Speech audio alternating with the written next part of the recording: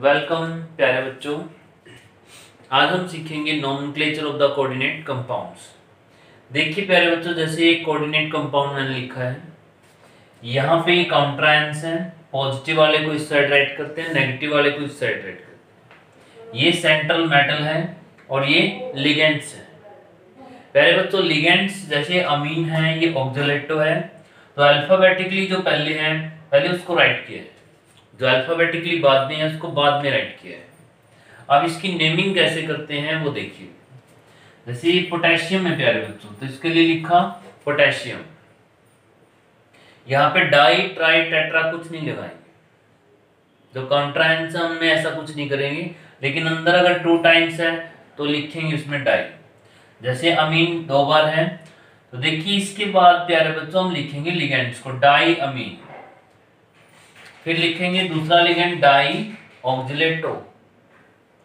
फिर लिखेंगे प्यारे बच्चों निकल, और फिर इसके ऑक्सीडेशन स्टेट राइट करेंगे, और फिर लिखेंगे क्लोराइड। देखिए क्लोराइड में भी ट्राई डाई टेट्रा कुछ ऐसा नहीं राइट किया है, लेकिन यहाँ पे लिखना है डाई अमीन, डाई ऑक्जेलेटो, इस तरीके से। अब ये ऑक्सीडेशन स्टेट कैसे कैलकुलेट करेंगे? 2 पोटेशियम है तो 2 प्लस है, निकल का पता नहीं है, एक्स मान लिया है, ये न्यूट्रल है प्यारे बच्चों, 0 है, ऑक्जेलेटो पे -2 है तो यहाँ पे -4 राइट कर दिया है, क्लोरीन 3 है तो -3 है, तो इसको सोल्व करके एक्स की वैल्यू आ जाती है 5। तो इस तरीके से हम जो है कॉम्प्लेक्स कंपाउंड के नोमेनक्लेचर करते हैं। तो प्यारे बच्चों देखिए कोई दूसरा एग्जांपल यहाँ पे ले लेते हैं। इसमें हमने ले लिया प्लेटिनम, ये कॉम्प्लेक्स कंपाउंड यहाँ पे बनाएंगे। यहाँ पे कुछ लिख दिया K3, प्लेटिनम में लिख दिया यहाँ पे NH2, यहाँ पे लिख दिया En2, और यहाँ पे राइट किया है Cl2। तो प्यारे बच्चों देखिए लिगेंड्स हमारे पास ये है, इसका नेम है इथेन 1,2 डाइमीन। ये है हमारे पास आइमीडो, NH2- जिसको बोलते हैं, NH3 न्यूट्रल होता है, NH2 पे एक माइनस होता है।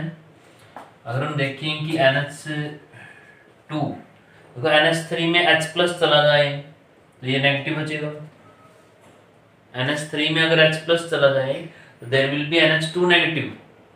तो प्यारे बच्चों हम इसको ऐसे देख सकते हैं कि ये हमने एक कॉम्प्लेक्स कंपाउंड राइट किया है, तो इसको कैसे लिखेंगे यहाँ पोटेशियम। फिर प्यारे बच्चों ये क्या है डाई आइमीडो इथेन 1,2 डाइमीन।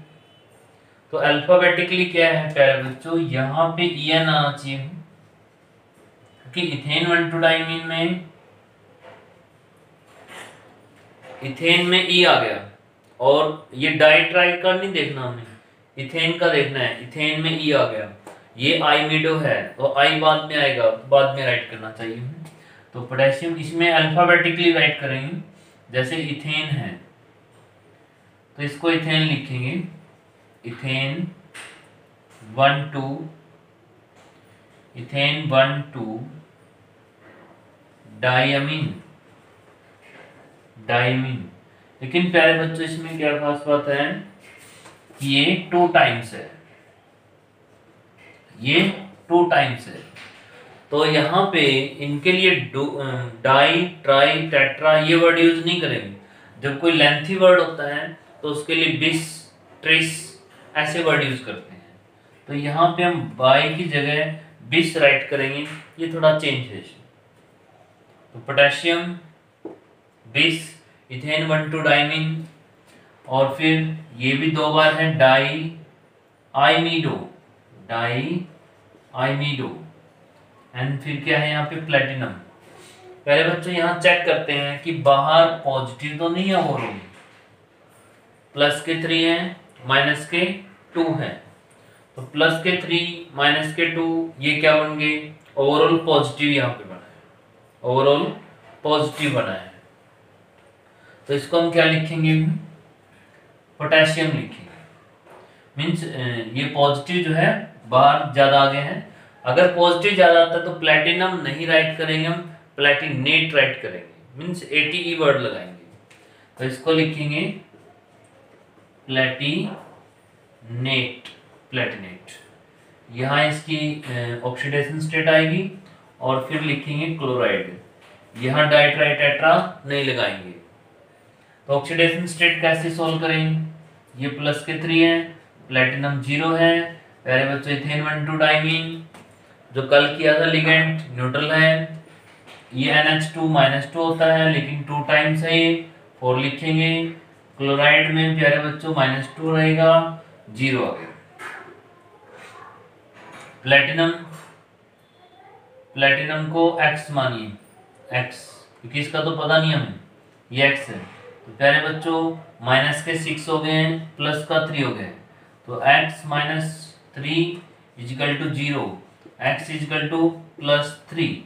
तो यहाँ पे प्यारे बच्चों थर्ड ऑक्सीडेशन स्टेट रोमन में राइट करनी है।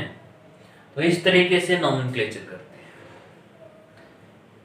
तो ध्यान रहेगा बच्चों, एनसीईआरटी के अंदर नोमेनक्लेचर दिया है तो वहां से तुमने प्रैक्टिस करनी है, उनके नेम राइट करके देखने हैं।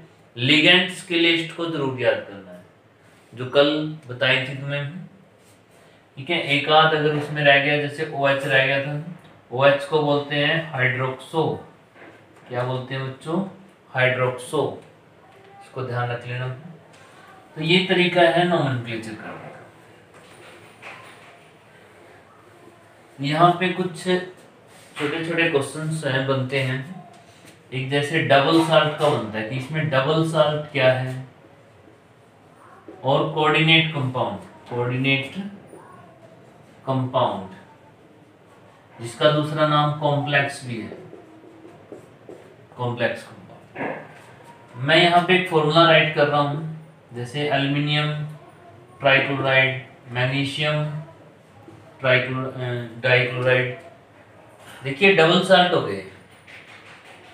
यहाँ पे मैं कुछ और लिख रहा हूँ, पोटेशियम, निकल, Cl4, Br2 ऐसे लिख दिया है, ये सल्फेट। देखिए प्यारे बच्चों ये कोऑर्डिनेट कंपाउंड है, ये डबल साल्ट। इनमें डिफरेंस पूछते हैं कि डिफरेंस क्या है।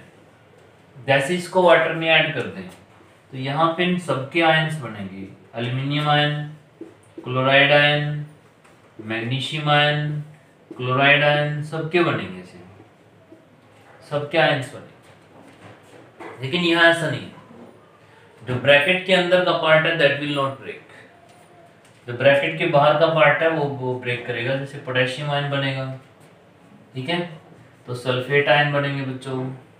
अब ये जो है ना, देखिए ये 1 पॉजिटिव है, ये 2 नेगेटिव है, तो इस पे ओवरऑल चार्ज क्या है? ओवरऑल 1+, तो यहाँ भी 1+ होगा, तभी तो -2 है।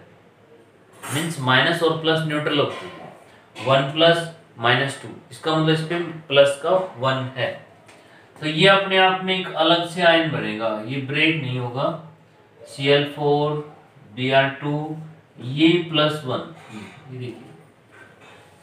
तो प्यारे बच्चों जो आयन की डिसोसिएशंस हैं वो कोऑर्डिनेट कंपाउंड की ऐसे होती हैं और डबल साल्ट की ऐसे होती है, ये डिफरेंस है। So we can write the difference between the double salt and the complex compounds. पहले बच्चों एक क्वेश्चन और यहाँ पे हम डिस्कस करते हैं। जैसे अगर इसके अंदर बात करें इसके AgNO3 होने की, AgNO3 होने की, जैसे AgNO3 की अगर रिएक्शन करवाते हैं इसके अंदर AgNO3 की रिएक्शन में क्या आएगा? कोई कॉम्प्लेक्स कंपाउंड है मेरे पास, निकल है, निकल में कुछ NH3 है, मान लो 2 NH3 है, कुछ क्लोरीन भी है, 4 क्लोरीन। अब पता नहीं ब्रैकेट कहाँ है, कि क्लोराइड जो है वो प्यारे बच्चों इनसाइड है या उसके आउटसाइड है, इसका हमारे पास कोई आइडिया नहीं है अभी कि वेयर इज द क्लोराइड्स। तो इसमें हम क्या चेक कर सकते हैं, जैसे हमने एक्सेस में इसको ऐड कर दिया AgNO3 को, जो सिल्वर है वो क्लोरीन से रिएक्शन करके AgCl बनाएगा, इसके प्रेसिपिटेट बनेंगे, उससे पता लगेगा। अगर मान लो इसमें हमने 1 मोल ये कॉम्प्लेक्स कंपाउंड ये इसमें ऐड कर रखे हैं 1 मोल, तो इससे पता लगेगा कि ये हमने ऐड कर दिया है, तो यहाँ पे AgCl की फॉर्मेशन होगी।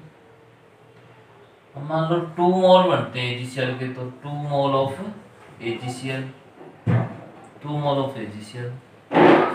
इसका मीनिंग ये हो गया कि इस कॉम्प्लेक्स कंपाउंड ऐसे है, ये NH3 ट्वाइस Cl2